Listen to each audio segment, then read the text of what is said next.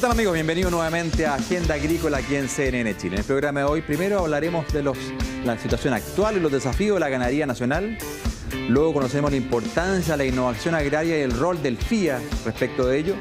Y por último conoceremos un estudio súper interesante del cambio climático y la necesidad de adaptación de los agricultores chilenos respecto de este cambio que se nos viene, que ya está instalado aquí en el país.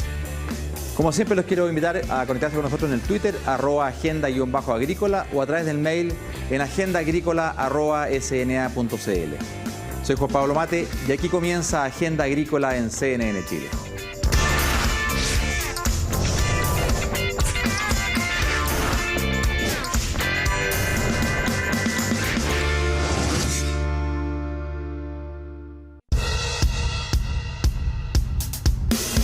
Muy bien, amigos, tal como anunciamos este primer bloque, vamos a hablar del mundo de las carnes rojas, esas buenas para asado. Y qué mejor hablar con un experto al respecto, que además es presidente de la Corporación de la Carne, don Harry Jürgensen. Harry, encantado de tenerte aquí hoy día con nosotros. Muchas gracias, Juan Pablo, de invitarme. No, pero encantado, Harry, la verdad que siempre es interesante poder hablar con gente que además sabe tanto de este tema, lleva tantos años cuando involucrar al mundo de la carne y que además hoy día preside la Corporación de la Carne. Harry, ¿qué es la Corporación de la Carne? ¿Cuál es el rol? ¿Quiénes la integran? La Corporación de la Carne pretende reunir a todos los eslabones interesados en la parte productiva, comercial e industrial de la carne. Y también tenemos incorporado a Línea, tenemos incorporado 4 universidades, tenemos incorporado el Instituto Profesional Adolfo Matei, o sea, las ferias de ganado, las plantas también faenadoras y exportadoras de carne también son parte nuestra. Y por supuesto que también el mundo productor. Perfecto. Y el mundo productor está representado por organizaciones gremiales como la SOFO, la SAGO, la OGANA, por ejemplo, y también agricultores independientes. Tenemos también la red campesina incorporada a la corporación. Que es muy importante, porque una parte muy importante de la ganadería está en la agricultura familiar campesina. Tremendamente importante, porque el 60% de la ganadería está en manos de la agricultura familiar campesina, y ellos tienen voz y tienen opinión que nosotros consideramos mucho, por supuesto. Pero bueno, está toda la cadena ahí. Harry, ¿y cómo está hoy día el mundo ganadero chileno, el mundo de la carne chilena? ¿Cómo lo sientes hoy día una persona que tiene una larga experiencia y tiene, por tanto, visión anterior y presente del mundo ganadero? Mira, la verdad es que estamos en una posición bastante disminuida.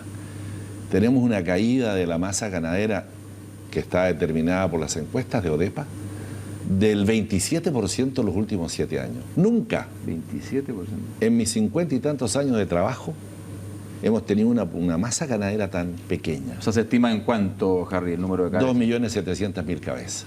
O sea, cada vez marcamos menos en la economía nacional, y para qué hablar de la economía mundial o de la economía ganadera o de la carne del mundo. Y me preocupa, como presidente de la corporación, y a la corporación también le preocupa, que nadie piensa en un plan de recuperación. Simplemente se perdió ese patrimonio ganadero y se perdió. Nosotros estamos luchando por levantar justamente planes de recuperación de la ganadería chilena. ¿Y cuáles son los incentivos que faltan, Harry? ¿Por qué ocurre esto? ¿Es un problema de precio, un problema de competitividad respecto de otros mercados, que somos importadores importantes de carne?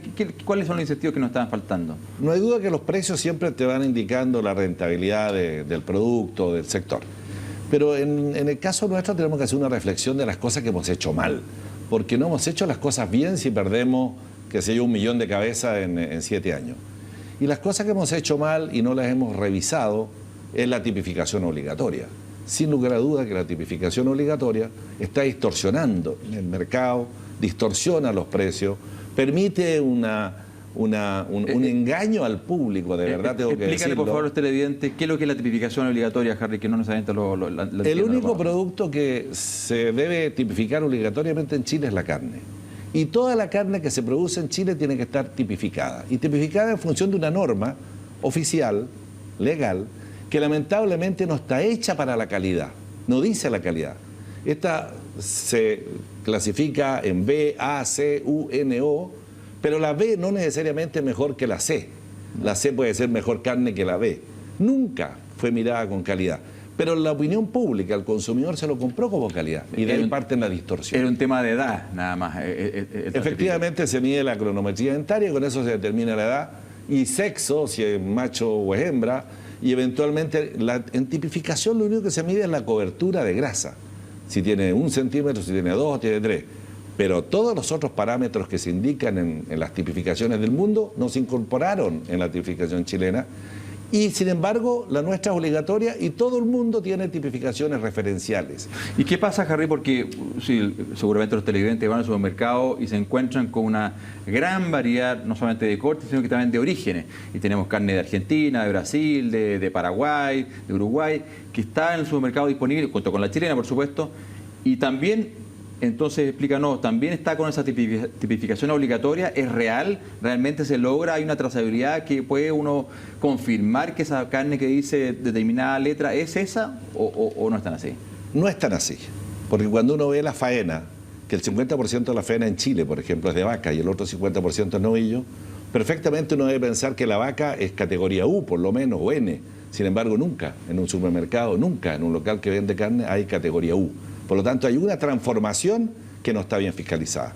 Quiero decir que la tipificación en Chile se fiscaliza a nivel de las plantas faenadoras, pero la tipificación de los países que nos venden carne no se fiscaliza. Y esto no es por culpa del Servicio Agrícola y Ganadero, esto es porque simplemente no está una implementación de fiscalización adecuada. Y por lo tanto, aquí nos está llegando novillo que perfectamente es de otra categoría y está entrando con B. Es conocido, digamos, en Argentina o en los países, dicen, oye, esta va para Chile, esta carne, pongámosle una B corta.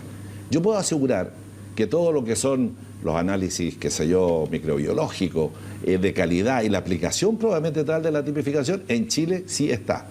Pero del extranjero no se puede asegurar porque el SAC no está en todas partes.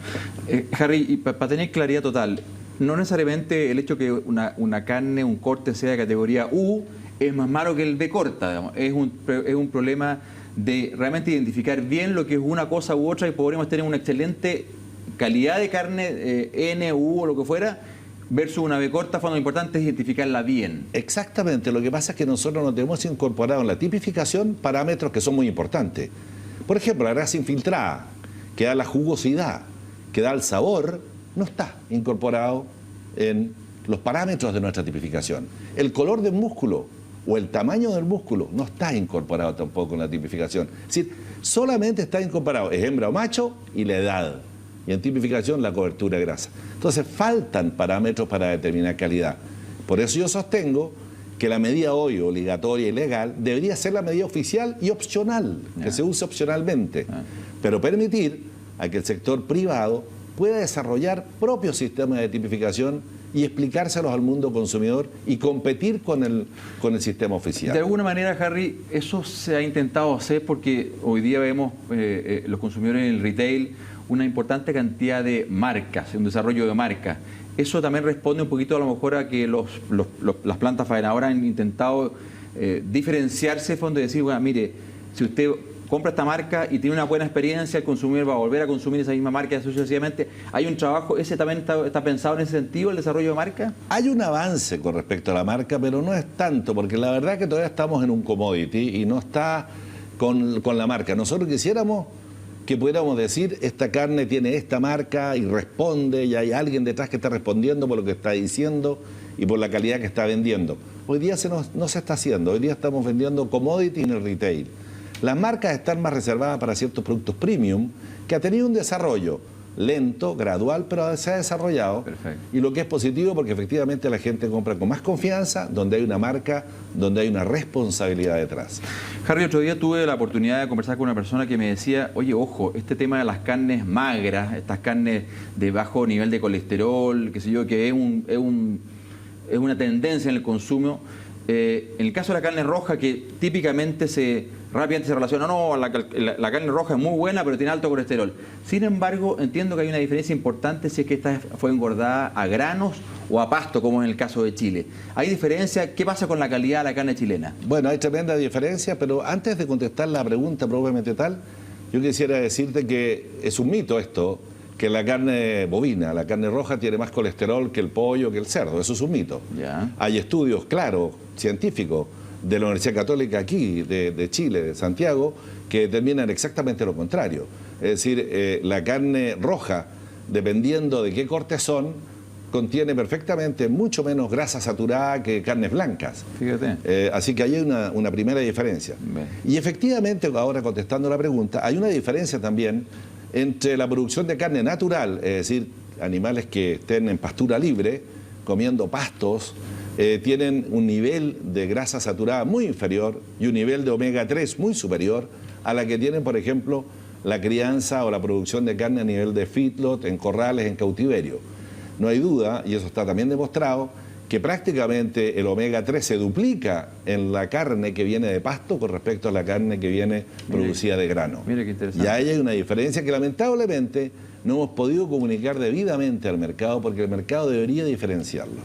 Harry, y a pesar de esta tremenda caída del 27% en la masa ganadera, sin embargo Chile tímidamente, en algunos minutos más fuerte, hoy día tal vez más débil, pero ha estado exportando carne. ¿Cómo se entiende si es que de alguna manera Chile no es capaz de proveer todo el consumo nacional y tiene que importar y por otro lado exporta? ¿Es un problema de calidad de carne, de tipo de corte?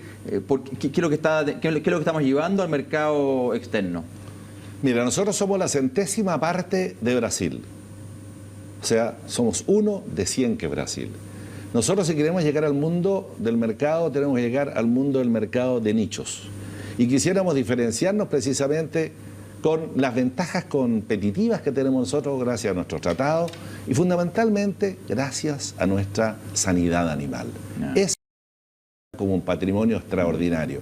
Nosotros podemos llegar a cualquier parte del mundo con nuestra sanidad animal. Y gracias también al reconocimiento que tiene Chile en el exterior de su responsabilidad y su seriedad en los negocios. Esto nos da mucho resultado. Hace 2 años atrás la corporación la Corporación de la Carne se fue a China apostando que en China está el mercado que está en el pértigo de nuestra carreta, digamos, de la demanda. Y efectivamente es así. Hoy vengo llegando del Congreso Mundial de la Carne, eso está demostrado. Y ahí tenemos una posibilidad de crecer y una posibilidad de vender en forma casi infinita, porque ese es un mundo absolutamente aparte que hay que conocerlo. ¿Ya lo estamos haciendo? Sí, y donde las costumbres de consumo de carne nos permiten a nosotros venderle un producto calzado exactamente igual como el que nosotros producimos y ellos lo necesitan. Por lo tanto, hay un mundo ahí que tenemos que desarrollarlo bien. Pero nuestros tamaños son pequeños y nuestra certificación son pequeñas. 2 cosas exige China. 1, que el animal haya nacido en Chile, que no estemos triangulando de otros países. Y 2, que la carne no provenga de animales que hayan sido aplicados anabólicos o promotores de crecimiento artificiales. Esas 2 cosas tenemos que probarlas. Yo sostengo que en Chile el 70% del ganado no tiene anabólico, pero lamentablemente, por los papeles, solamente podemos certificar el 10 o el 15% de los animales sin anabólico. Entonces, la oferta exportable es bajísima porque no tenemos los papeles. ¿Por qué esto? Porque el sistema de control del anabólico en Chile está equivocado. Están controlando fuertemente a los que no aplican anabólico y el resto se supone que aplica todo cuando debe ser lo contrario. Y ahí hemos tenido ya algunos avances con el Servicio Agrícola y Ganadero en el sentido que se aplique el control a quienes aplican anabólico y ojalá por descarte el resto sea mercadería exportable. En los países vecinos, en los países del Mercosur, el uso del anabólico está prohibido por ley. Y por lo tanto no tienen que certificar nada. Claro, como en Chile convivimos entre la aplicación de anabólico y no anabólico, hay que buscar la forma de certificarlo. En Australia también convive en la aplicación de anabólico y no anabólico y ellos tienen sistemas de certificación bastante más simples que los que tenemos en Chile.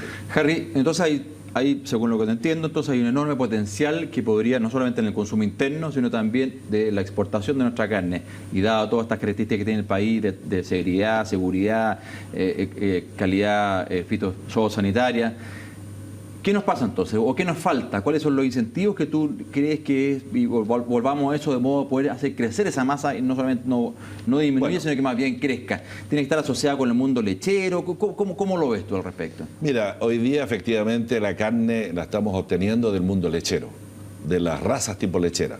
Pero eso no es ningún impedimento. En Europa es lo mismo. En Europa el 70% de la carne que se consume y se produce en Europa proviene de razas lecheras. En Chile puede ser una cifra similar. Ese no es el problema. El problema es que nosotros tuvimos una competencia por el suelo potente en la octava, en la región de Biobío y de la Araucanía, en que la ganadería era el convidado de piedra, era el que menos rentabilidad tenía y fue desapareciendo, y fueron desapareciendo crianzas carniceras completas, porque era mejor negocio arrendarlo para cultivos cerealeros. Y hoy día esas masas se perdieron. ¿Y qué está pasando en el sur? Con el negocio lechero malo, hoy día está ocurriendo la leche, que la gente se está saliendo de la leche, está vendiendo su vaquilla, está engordando su vaquilla, no la está reproduciendo para producir leche, sino que la está engordando para faenar.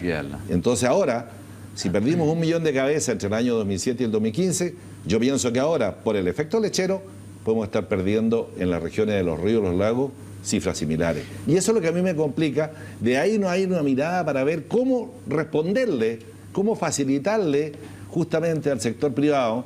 Yo entiendo que para la economía de Chile la carne y la ganadería no marca nada, pero para la economía nuestra del sur, de los ríos, los lagos, la Araucanía, tremendamente relevante. ¿De para qué hablar de Aysén, donde realmente no tiene otra alternativa agrícola que la ganadería? Es tremendamente relevante. Entonces ahí faltan miradas regionales potentes para reconocer y para defender estas unidades económicas. ¿Y qué posibilidad hay? ¿Cómo hacemos para que entonces eventualmente a lo mejor separarnos un poquito del mundo lácteo, del mundo lechero y directamente generar un desarrollo de masas ganaderas específicas de carne? Juan Pablo, yo era parlamentario cuando se firmó el Tratado de Libre Comercio con Mercosur. Yo era anti-Mercosur porque naturalmente estábamos asociándonos no a un mercado complementario, sino que a un mercado competitivo, donde las ventajas comparativas de ellos son imposibles de neutralizar por nuestra parte. Las ventajas del clima, de la composición de los suelos, la superficie del suelo que ellos tienen. Yo era enemigo de eso. Sin embargo, en ese tiempo el gobierno de don Eduardo Frei Ruiz-Tagle ofreció un programa de recuperación de suelos degradados como compensación. Bien, se veía bien porque la experiencia neozelandesa nos decía, allá le pusieron 3 pisos a los campos en función de la fertilización del Estado que duró más de 30 años. Estaba pensado que aquí debería tener el mismo efecto. Pero ¿qué pasó a la vuelta de los pocos años con el programa de recuperación de suelos degradados? Se le fueron quitando recursos, cada vez menos importante. Cuando había alguna situación de emergencia en otra parte, se le sacaba esa plata y hoy día no tiene ninguna importancia. Yo he sostenido que ese es un camino que perfectamente puede potenciar la ganadería. Nosotros podríamos tener perfectamente el doble de población ganadera en este país. Si hiciéramos lo que hizo Nueva Zelanda, si de verdad pudiésemos aplicar el programa de recuperación de suelos degradados, pero con seriedad, que tenga un impacto en la producción. Y ese es uno de los puntos que yo reclamo. El segundo punto que yo reclamo, naturalmente, es también el hecho de los mercados externos que nos pueden dar vigor. Ahí se ha hecho mucho, especialmente ahora último con la comercialización de ganado en pie. Algunos expresan opiniones contrarias. Yo soy de opinión positiva respecto a eso porque eso eleva el precio. Nosotros en el año 2014 los terneros más baratos del mundo estaban en Chile, en 2014. Los más baratos del mundo. ¿Qué pasó en Chile? Se mataron los terneros. ¿Qué pasó en Chile? Se mataron las vacas que criaban terneros, porque ese no era el negocio, porque no estábamos abiertos al mundo del mercado en pie. Hoy día lo estamos. Felizmente ahí el Servicio Agrícola Ganadero ha logrado, digamos, acuerdos importantes con Egipto, con Turquía, con México, con China. Y en ese mercado estamos ahora. Y eso permite hoy que la rentabilidad de la crianza carnicera sea positiva. Ese es un punto importante. Pero sigo reclamando yo el programa de recuperación de suelos degradados. Sigo reclamando yo una trazabilidad obligatoria, pero que efectivamente cumpla también algunas razones económicas, no solamente sanitarias. Bueno, la verdad, Harry, se nos ha pasado muy rápido el tiempo, hay mucho que conversar. Yo creo que a pesar de que sea aparentemente un rubro chico, como dices tú, en la zona sur, es un rubro tremendamente importante y por eso tenía mucho interés en poder conversar contigo y te quiero agradecer tu participación en la claridad en los conceptos y vamos a tener sin duda que conversar nuevamente porque creo que hay muchas cosas que tenemos que seguir profundizando para justamente lograr el desarrollo de este rubro tan importante, particularmente para la zona sur del país. Así que muchas gracias, Harry. Al contrario, Juan Pablo, muchas gracias a ti y a CNN por tener una mirada también de la carne, que es la mirada que nosotros tenemos en el sur de Chile. Muy bien, amigos, con esto finalizamos este primer bloque, vamos a una breve pausa y luego vamos a volver a hablar de la innovación agraria. Chile es el cuarto exportador mundial de vinos, con más de 1.500 millones de dólares en exportaciones de vino embotellado en el año 2014 y el noveno productor en el mundo. Nuestros vinos tienen presencia en más de 150 países, siendo uno de los pilares de la imagen de Chile en el extranjero.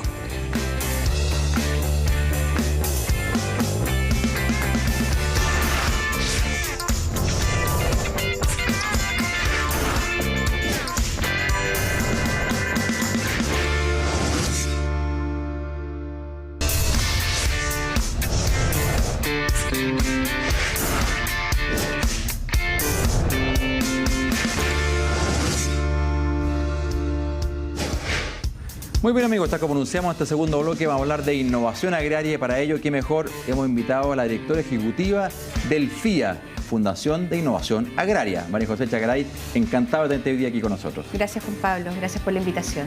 Feliz, María José, la verdad que hemos tenido, además, te quiero agradecer la oportunidad de invitar a varios de los que ustedes agricultores y agricultoras que ustedes han ayudado, motivado a innovar, a cambiar, y la verdad que es notable el trabajo que hace el FIA realmente, María José. Sí, ha sido largo, llevamos 20 años trabajando y apoyando a agricultores, agricultoras, empresarios, muy vinculados al mundo agrícola, todos ellos. María José, y bueno, te toca asumir el liderazgo como directora ejecutiva del FIA hace más o menos 3, 4 meses. De todas maneras llevas mucho tiempo trabajando, yo entiendo, en el FIA. Y además te inauguras con un eslogan que me llamó mucho la atención, que es desafía, porfía y confía. ¿Cuál es el sentido de ese lema, María José? Mira, son como 3 conceptos fundamentales en la innovación, ¿no? Uno es desafiar, ¿no? Es la idea de ir más allá, de romper el status quo o las situaciones como estables, ¿no? Entonces es desafiar la realidad, desafiar los procesos como están, las situaciones hoy día tal cual, ¿no? Y desafiar el conocimiento y desafiar la vida cotidiana, ¿no? Que la agricultura tiene muchos cambios y está permanentemente desafiada. Así es. ¿No? El porfiar es, ante un desafío determinado, para poder innovar hay que ser muy porfiado, porque cuesta, porque se fracasa, porque no se logran los resultados normalmente desde la primera vez, ¿no?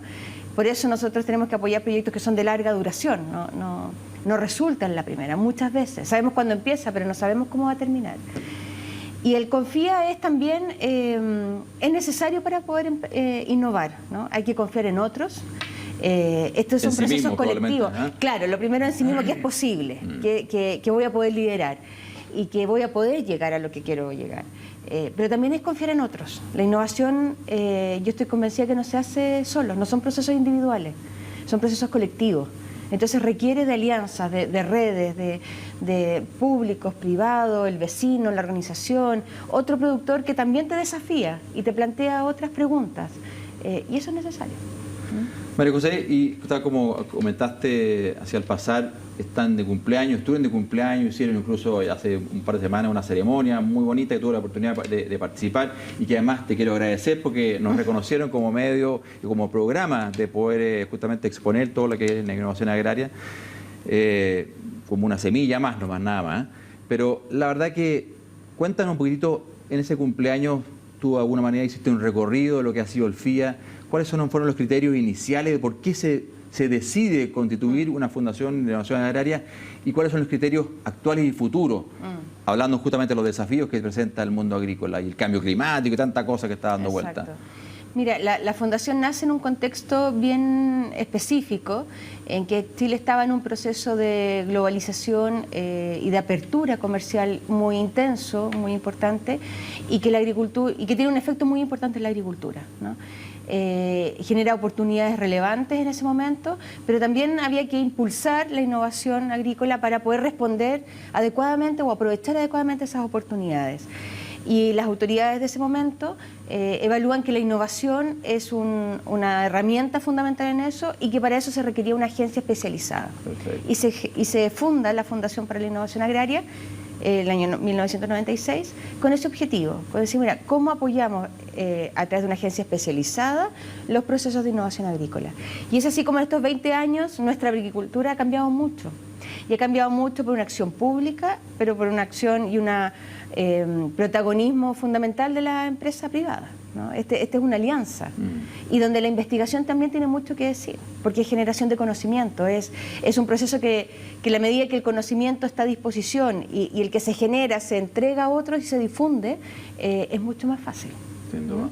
¿Y cómo evoluciona eso, María José? ¿Cuáles son hoy día los nuevos criterios al respecto, fondo dado los desafíos que hay a nivel nacional y mundial? Mira, nosotros nos hemos planteado abordar dos desafíos fundamentales. Uno es lo que tiene que ver con el cambio climático y eso está afectando directamente a la agricultura en un sentido, si tú quieres, negativo, porque cambian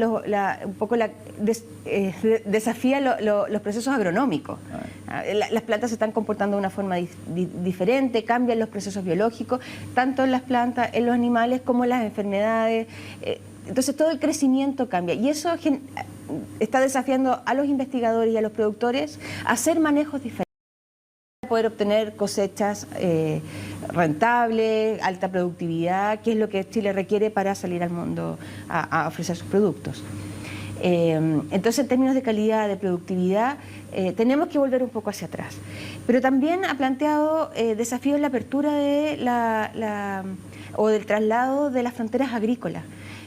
Y no solo porque se haga agricultura, sino que ya se empieza a abrir otras zonas productivas de vino, otras zonas productivas de berry o de nogales o de distintos frutales, como vamos viendo las superficies cómo aumentan hacia el Biobío, hacia la región de la Araucanía y probablemente va a seguir un poco más hacia el sur.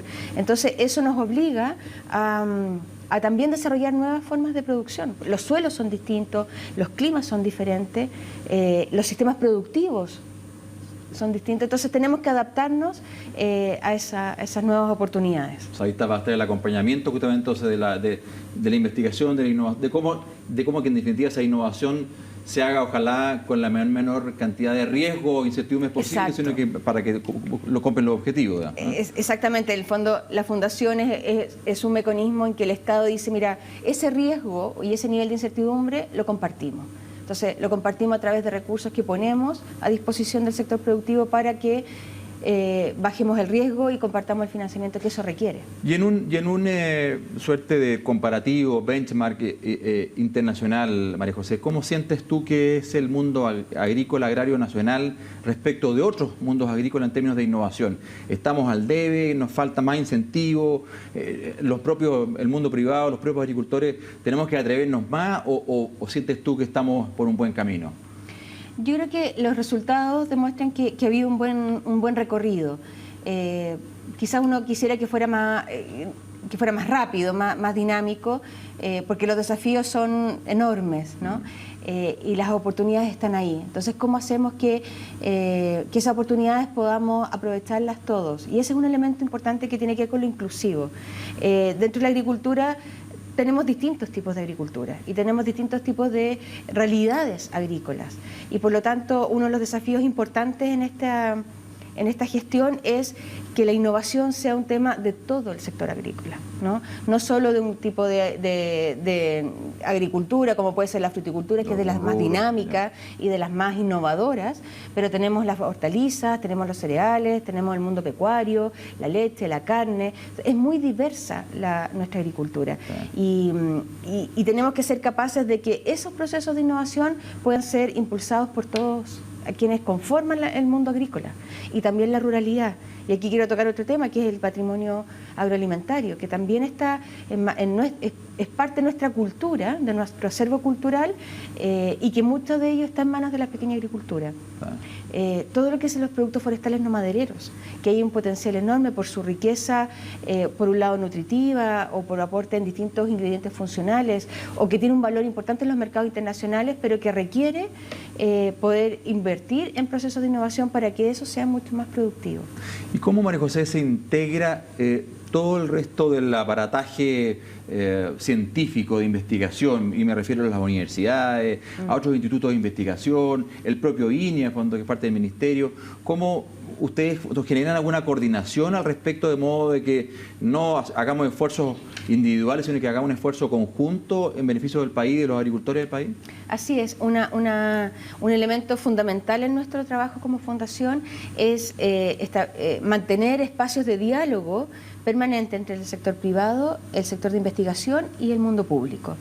Aquellas agencias que tenemos que responder a ciertos desafíos vinculados a la innovación, estemos sentados en una mesa, estas distintas miradas.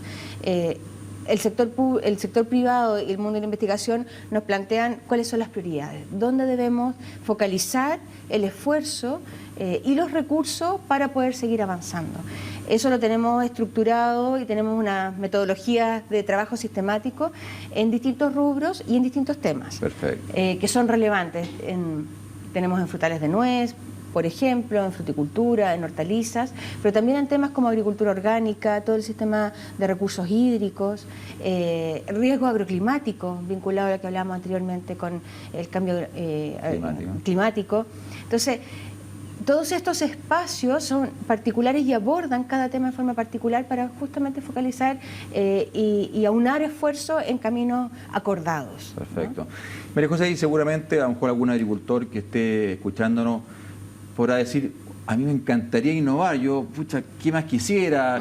Poder acceder a nuevas tecnologías, nuevas formas de hacer lo que estoy haciendo o entrar en otros rubros.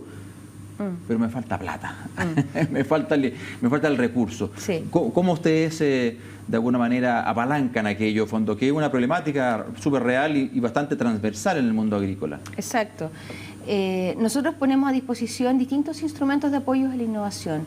Y en eso también hemos tenido que estar institucionalmente innovando en forma permanente, de manera de poder llegar de mejor forma a los distintos tipos de agricultores, a la expresión organizacional también de los agricultores. Nos trabajamos mucho con organizaciones, ya sea cooperativas, gremios, que están activamente participando y cumpliendo un rol muy activo en la innovación. Y tenemos instrumentos que van al financiamiento directo de los proyectos de innovación, a través de convocatorias nacionales o convocatorias regionales, y aquí hay un trabajo muy importante con los gobiernos regionales, que quiero destacar, porque ahí hay un proceso de dinamización y de descentralización de la innovación que es muy interesante seguir y aprovechar como una oportunidad, porque tiene que ver con abordar los problemas ya más particulares de cada territorio y darle un pertinencia más específico a la innovación. Pero también aportamos o apoyamos la posibilidad de ir a mirar tecnologías entre distintos territorios a través de las giras o a otros países. Y en eso el sector productivo ha sido muy activo.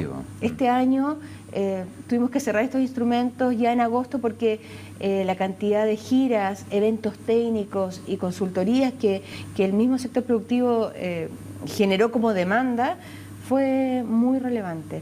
Y eso nos ayuda a alimentar el sistema. Si las respuestas no están solo acá, ni están en un predio, ni en un territorio, ni en el país, y también puede estar fuera. Entonces tenemos que expandir nuestros límites en eso. ¿Y esa descentralización, María José, se concreta en que hay oficinas del FIA a nivel regional o a través de las seremías de agricultura? ¿Cómo se coordina a nivel regional de modo que un agricultor que esté escuchándonos en Osorno o en Copiapó pueda acceder a lo mejor a un programa, a un proyecto? Sí. Bueno, nosotros tenemos oficina en 4 regiones del país.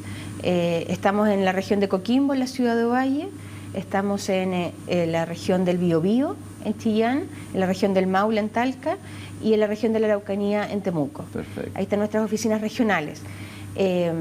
Quisiéramos tener más oficinas, pero hemos tratado de ser lo más eficientes en ese sentido y lo que tenemos son sí un despliegue de profesionales que están permanentemente yendo a los territorios, que son quienes acompañan también los proyectos. Los proyectos no los dejamos solos, los acompañamos porque en esto hay que tener mucha flexibilidad, lo que te decía al inicio. Uno sabe dónde inicia, pero no sabe cómo va a ser el recorrido para llegar a los resultados que busca alcanzar. Y eso requiere una compañía en lo financiero, pero sobre todo una compañía en lo técnico, de manera de reforzar cuando hay que reforzar, de identificar las necesidades, de cambiar el camino trazado y decir, bueno, vamos ahora por acá porque por aquí no resultó, entonces sigamos para allá. O sea, de todas maneras, entonces cualquier agricultor podrá acudir a esas oficinas que están dentro de su cercanía, norte, centro, centro-sur y sur, digamos, Y si no, de todas maneras está la página web de www.fia.cl, fondo donde puedan pinchar y conectarse, fondo con distintos funcionarios con los que corresponda, fondo de modo poder llevar a cabo su proyecto. Así es, tenemos un correo electrónico también, contacto@fia.cl, cualquier pregunta o duda, en función de las convocatorias específicas de concursos de proyectos o de cualquier iniciativa, o preguntas generales que quiera acceder. Hay información, está la biblioteca digital, tenemos un observatorio de innovación agraria, el único que tenemos en América Latina, y ahí hemos tratado de poner a disposición toda la información que pueda servir para emprender nuevas iniciativas. Fantástico. María José, feliz cumpleaños nuevamente. Muchas gracias. Muchas gracias por tu participación. La verdad que creo que ha sido súper interesante poder conversar contigo. Te insisto, fondo, hemos tenido a varios de los beneficiados con proyectos del FIA y que teníamos mucho interés en poder conversar contigo justamente para conocer la visión general y sobre todo que estás recién asumida y además de cumpleaños. Así que muchas gracias nuevamente por estar aquí hoy día con nosotros. Muchas gracias, Juan Pablo. Muy bien, amigos, con esto finalizamos este segundo bloque. Vamos a una breve pausa y luego justamente vamos a hablar de cambio climático y la necesidad y posibilidad de adaptación de los agricultores de nuestro país. La superficie agrícola orgánica certificada en Chile creció en un 43% en los últimos 5 años, pasando de casi 14.000 hectáreas a más de 19.000 en 2015. Uva para vino, manzanas, olivas y kiwis son algunos de los frutos orgánicos cultivados en el país por un sector que exportó más de 88 millones de dólares en 2014.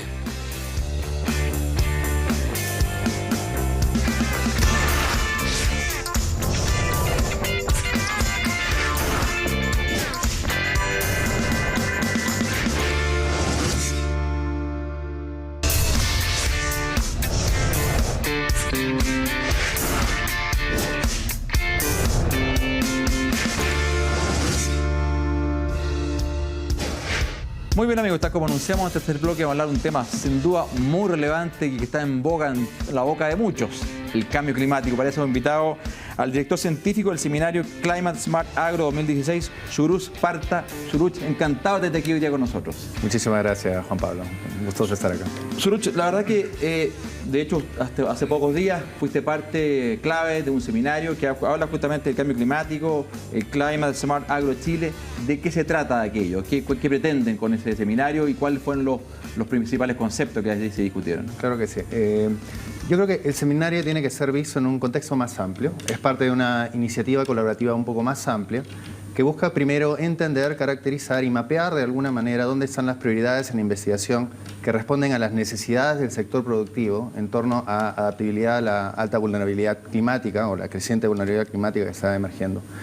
Frente a esa necesidad o esta iniciativa en la cual nos acompañan el INIA, Agrimet de la Universidad de Chile y el Centro de Cambio Global de la Católica, tomamos un primer paso de hacer una encuesta global, lo que llamamos un mapa conceptual para identificar esas necesidades, y en respuesta a un análisis preliminar de esas necesidades establecimos este seminario para dar, digamos, voz, un espacio de respuesta, de un diálogo virtual ante estas primeras luces que están emergiendo de ese trabajo. Y esto, Suruch, viene porque entiendo que esto es parte de una iniciativa de la Universidad de California, de Davis. Es parte de ello, ¿no?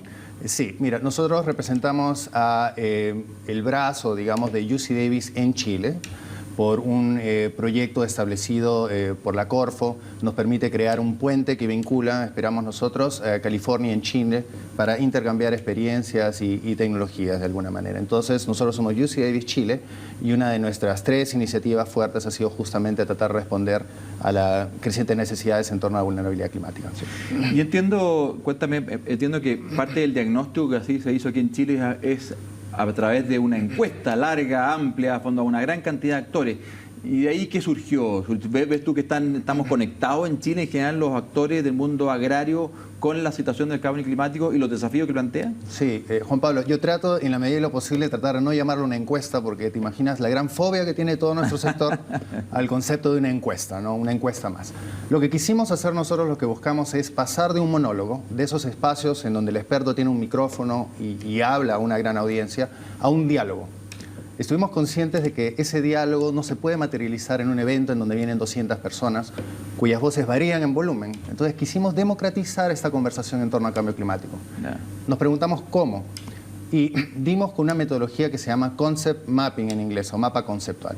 Y es de alguna manera una encuesta, pero tiene una estructura muy especial que pasa de presentarle a todo el actor posible la oportunidad de generar una narrativa amplia respondiendo una pregunta y luego tomar pasos en donde esa narrativa van tomando forma concreta y cuantificada para dar una priorización. Esta encuesta está en paso preliminar, tiene 3 pasos. El primero es un brainstorm o idear, es lo que le llamamos acá, en donde ofrecimos a todo actor posible la oportunidad de, en 50 palabras o menos, ofrecernos una narrativa que responda a la pregunta: ¿qué es una necesidad que tienen los agricultores para adaptarse mejor a los cambios en el clima? Y establecimos una asociación muy grande en toda Latinoamérica, dentro de la cual está la FAO, la CEPAL, además de nosotros, y está el Centro de Cambio Climático, el CGIAR, que es el brazo más fuerte de investigación agrícola internacional. Uno de sus centros está en cambio climático justamente en Colombia. Y lanzamos esta pregunta a múltiples actores del sector y llegamos hasta la fecha a más de 1000 actores, dentro de los cuales Chile tiene la más alta representación. Mira. Esto simplemente nos permite generar un inventario de posibilidades que responden a esa pregunta, es decir, un inventario de cosas que puede necesitar el agricultor para adaptarse a la variabilidad climática. Ahorita entramos en una segunda fase, y la fase lo que busca es priorizar, es decir, cuál de estos es más importante, y priorizar también según la región. Como te imaginas, en las zonas norte, de repente de Chile la prioridad va a ser otra, en el sur otra. Entonces esto va estructurando un poco la conversación y va generando una hoja de ruta que nos permite a nuestro sector investigador, al sector público, priorizar, digamos. Y si nos da algunos adelantos de ese mapa conceptual, de esa primera fondo justamente discusión que se genera con esa gran cantidad de actores, ¿hacia dónde va? ¿Cuál es la orientación, en fondo, de alguna manera, de lo que ha surgido de ahí? Claro que sí. Mira, si consolidamos todas estas narrativas de 50, digamos, palabras en un gran documento, te imaginarás, son tantas páginas, me tomará por siempre analizarlo. Entonces, para poder responder a las necesidades de este seminario, lo que hicimos es analizar solo las voces del sector productivo de Chile. ¿Qué nace ahí? No será sorprendente para ti que agua y riego aparecen como prioridades. Esas son las voces más fuertes. Pero lo que estamos buscando es cuáles son algunas de estas cosas que quizá no han recibido un parlante o un micrófono que todavía no hemos escuchado nosotros. Y 2 temas que son interesantes para mí y estoy muy ansioso de ver qué pasa en esta segunda etapa de priorización son, uno, el tema de plagas y enfermedades. Hay una percepción de un crecimiento, digamos, en el impacto que tiene, un aumento en el impacto de las plagas y enfermedades, que quizá no están todavía dentro del discurso de respuesta al cambio climático. Y el segundo tema es el tema de extensión, apoyo, acompañamiento, ¿no? Entonces, claramente, ahora en retrospectiva uno puede saber que para adaptar al cambio climático puede existir toda una oferta, una gama de ofertas tecnológicas, pero si no hay un acompañamiento debido, digamos, para poder incorporarlas en tus prácticas, es muy difícil cerrar esa brecha.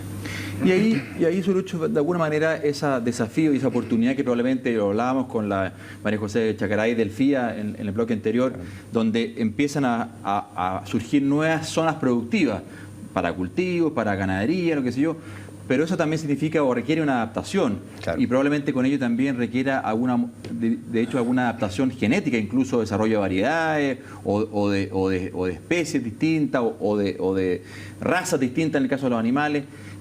¿Crees tú que ahí hay un trabajo por hacer? ¿Y cómo está Chile? ¿Fondo debería Chile entonces ya empezar a pensar en desarrollo de variedades y de razas distintas y específicas para sus realidades? Sí, yo creo que es muy interesante para mí. Digamos, yo llevo 1 año ya en este bello país. Fue una experiencia muy especial oír las voces de los expertos que han trabajado muchos años más que yo en Chile en ofrecer esas respuestas. Y la voz de Iván Matus de Linía nos dice que realmente tienen una larga trayectoria de trabajar justamente en mejoramiento. Y como te imaginas, un mejorador, al poner sus cultivos, digamos, y evaluarlos en el campo, está capturando justamente en tiempo real toda la oferta climática en el transcurso de eso. Entonces, yo creo que hay cierto nivel de incorporación de los cambios ya existentes. El cambio climático no va a ser algo discreto que va a ocurrir mañana o dentro de 5 años. Ha estado ocurriendo y ha estado incorporado dentro de nuestras prácticas hasta cierto nivel, pero tiene que haber, digamos, un plan más intencional de llevarlo y prepararnos para las variabilidades más extremas que están aumentando en frecuencia. Entonces, yo creo que la respuesta...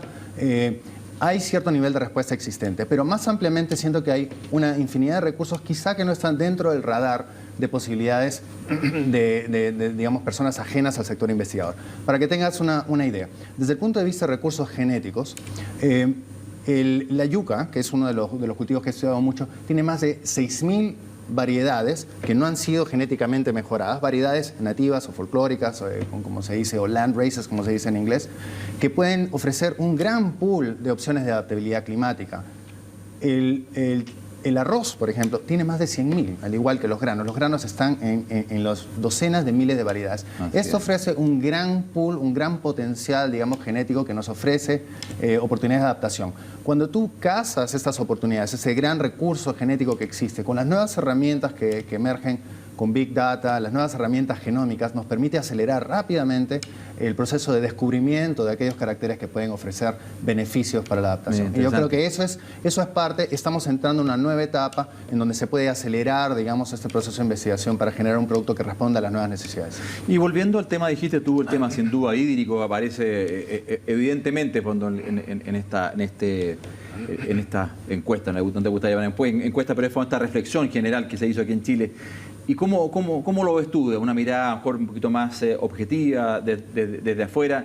¿Cómo ves tú? Porque de alguna manera aquí hemos conversado con muchos actores que parece una locura que Chile pierda una cantidad de recursos hídricos en el mar, fondo se habla más del 80% que se pierde en el mar, parece una locura. Sí. ¿Qué sientes tú? ¿Cómo ves ahí, fondo? ¿Cuáles son los requerimientos que deberíamos afrontar al respecto? Juan Pablo, como todo experto que seguramente llegó acá, trato de limitar mucho mi discurso a aquellos que están dentro del rango de las cosas dentro de mi conocimiento. Lo que sí te puedo ofrecer como reacción de un observador, digamos, del ecosistema de innovación chileno, he oído esos discursos, tienen mérito, muchos de ellos.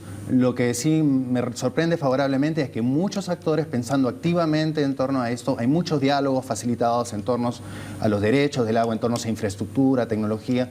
Hay una oferta tecnológica creciente desde el punto de vista de la escala de adopción o manejo, la escala operativa en torno a tecnologías que van a dar digamos, acá se usa mucho el 2.0, la nueva generación de tecnología de toma de decisión en torno al riego. Entonces yo siento que Chile, mi percepción es que tiene una oferta bastante sólida y bastante interesante en torno a responder, digamos, al tema de sequías adicionales, etc. Yo creo que puede ser un tema de organizar, de ampliar este diálogo, de llegar a consensos y actuar sobre estos consensos, espero conscientes también de los posibles impactos ambientales que puede tener, digamos, algunas decisiones infraestructurales, en fin. Pero sí es un tema que tengo que, digamos, responsablemente decirte, no es un tema que esté completamente dentro de mi conocimiento científico. Surucho, ahora, esto, tú muy bien lo has dicho, fondo que hay tremendos desafíos, pero también enormes oportunidades.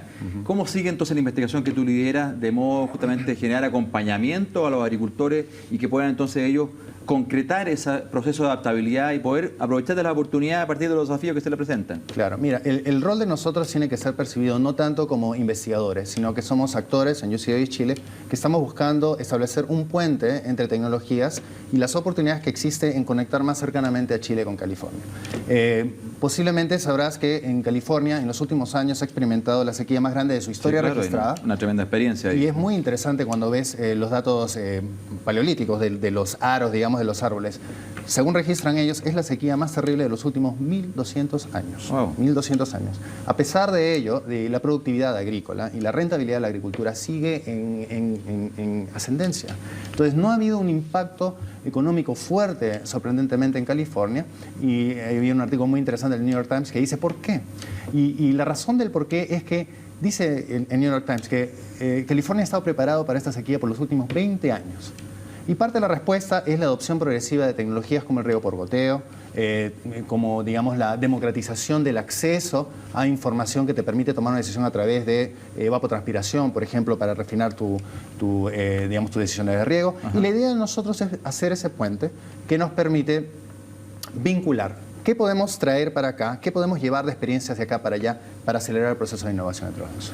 O sea, realmente ahí, me parece interesante porque sin duda California ha tenido una tremenda experiencia, entonces cómo generar ese vínculo para justamente llevar al agricultor concretamente a que estos procesos de adaptación existen, están ahí, están disponibles, pueda entonces adaptarlo de modo a poder aprovechar de la oportunidad que se le presentan hacia adelante. Efectivamente, ese es nuestro desafío y lo estamos asumiendo tratando de vincularnos con todo el sector de innovación, el sector público, todos los interesados, poner fuerzas y a ver cómo podemos acercar para generar un gana-gana para digamos, ambas regiones que tienen tantas similitudes y oportunidades para aprovechar colectivamente. Bueno, Surucho, la verdad que te quiero agradecer, que de alguna manera quisimos convidarte porque sentimos que era una manera a lo mejor de bajar y concretar esta cuestión que tanto se habla del cambio climático, que está, que no, que sí, que no, sino que aquí, oye, hagámonos cargo, y ya otros países han hecho cargo. UC Davis en ese sentido tiene una tremenda experiencia y entonces en toda esta relación además entre otros centros de investigación me parece súper interesante poder traer al menos la orientación de cómo buscar la adaptación justamente al cambio climático y aprovechar, como he dicho reiteradamente, las oportunidades que nos generan estos desafíos para la agricultura chilena. Así que muchas gracias, Suruch, por estar hoy día aquí con nosotros. Muchas gracias a ti. Muy bien, amigos, con esto finalizamos el programa de hoy. Los dejo invitados para un nuevo capítulo de Agenda Agrícola aquí en CNN Chile la próxima semana.